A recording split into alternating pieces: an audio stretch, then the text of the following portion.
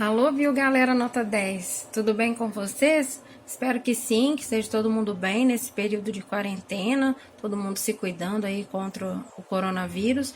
E para tentar aí suprir um pouco a ausência nas aulas, vou tentar aqui fazer algumas atividades, algumas videoaulas, de forma bem informal mesmo, aqui ó, da sala aqui da minha casa mesmo, gravando aqui, né, no meu celular, mas para tentar ajudar vocês nesse período, tá bom? Então vamos lá? Hoje, por exemplo, o nosso assunto vai ser sobre protozoários. Bom, os protozoários são organismos eucariontes, na realidade eles foram os primeiros seres vivos eucariontes a terem um núcleo organizado. Atualmente eles são classificados dentro do reino protoctista e no domínio Eucária, já que foram os primeiros eucariontes. São todos, no caso dos protozoários, com uma célula só, unicelulares. Geralmente a maioria das espécies são microscópicas, são desprovidos de clorofila e, por esse motivo, são todos heterótrofos, não produzem seu próprio alimento.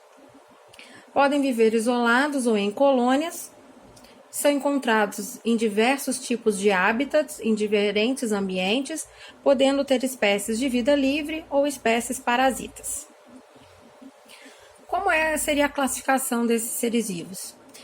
Os protozoários, a classificação tradicional, divide esses seres vivos em 4 grandes grupos. Isso se deve, essa classificação, à estrutura de locomoção, à organela de locomoção. E esses 4 grupos são os risópodes ou sarcodinos, os flagelados ou mastigóforos, os ciliados e os esporozoários. O primeiro grupo, os risópodes ou sarcodíneos, são os protozoários que se locomovem através de pseudópodes. Pseudópodes também pode ser chamado, o seu significado, são falsos pés. São expansões do citoplasma, como aqui está mostrando nessa imagem, ó. São expansões do citoplasma. E por essa expansão do citoplasma, os protozoários risópodes se locomovem, mas também ajudam até na captura de alimento. O principal exemplo desse grupo são as amebas. Já a segunda classe, o segundo grupo, são a classe flagelata, ou os flagelados, também chamados de mastigóforos. São flagelados que têm a sua locomoção através de flagelos, que podem ser únicos, como aqui nesse exemplo aqui, que é o Trypanosoma cruzi.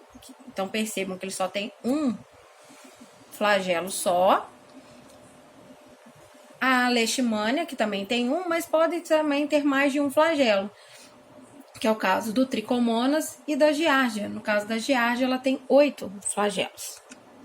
Aqui a gente pode perceber a imagem de uma Giardia, aqui ó, no microscópio, e aqui uma micrografia de um sangue, onde você tem as hemácias e o Trypanosoma cruzi infectando esse sangue, já que o Trypanosoma cruzi é o causador da doença de Chagas. Então, esses protozoários são os flagelados que se locomovem por flagelos. Já os ciliados, ou cilióforos, são a classe de protozoários que se locomovem através de estruturas pequenas e numerosas, que são os cílios. O exemplo mais conhecido é o paramécio, e aqui merece destaque uma característica do paramécio, que é a presença de 2 núcleos. Isso não é muito comum, entre os seres vivos. Eles têm um micronúcleo, que é o núcleo menor, e o macronúcleo, que é o núcleo maior. O macronúcleo tem a função de todos os núcleos, que é coordenação das funções, armazenamento da informação genética. Já o micronúcleo está associado à reprodução sexuada. E aqui, flagelos. Também tem outras estruturas interessantes nesses protozoários, como a presença do vacúolo contrátil ou pulsátil, que é um vacúolo responsável pelo controle de água dentro do corpo desses protozoários. Nessa imagem aqui a gente vê um mecanismo de reprodução, aqui no caso assexuada do paramécio. Ele se reproduz tanto de forma sexuada, trocando, por exemplo, micronúcleos, como aqui de forma assexuada por bipartição. Ok?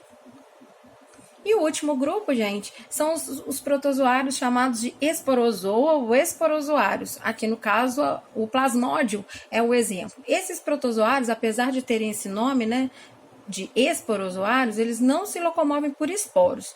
Esporos são estruturas de reprodução para esses protozoários. Eles não têm estrutura de locomoção, tá certo? Então, as 4 classes, os 4 grupos principais de protozoários, estão relacionados, então, com a sua estrutura de locomoção.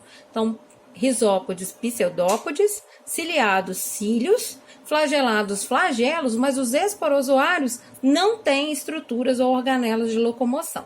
Apesar desse nome, então, cuidado. Esporozoários não se locomovem por esporos. Esporos eles têm, mas não servem para locomoção, servem para a reprodução.